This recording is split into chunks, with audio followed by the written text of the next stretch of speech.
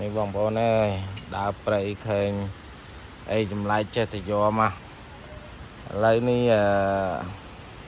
មិនមែនវចាក់ធ្លុះមិនមែនដើមឈើ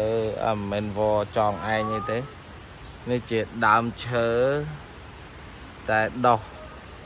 បែកមេឃអញ្ចឹងបងប្អូនដើមខ្ពស់បងអូនឡើងទៅកាត់វចងចោះមកវិញបានឃើញឡើងពីហូហើយឡើងទៅកាត់វចងចោះមកវិញដើមនេះអត់មានវតោងទេ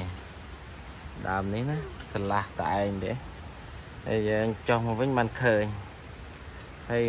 ដើរមេឃទេមេឃដោះហើយទៅជាចាក់ចូលគ្នាតែមួយឃើញចម្លែកក៏យកមកຕົកទៅបាច់លោជារបស់ពូកែស័ក្តិសិទ្ធិអីហ្នឹងហើយវីដេអូនេះចែករំលែកតែប៉ុណ្្នឹងទៅបងប្អូនឃើញរបស់ល្អ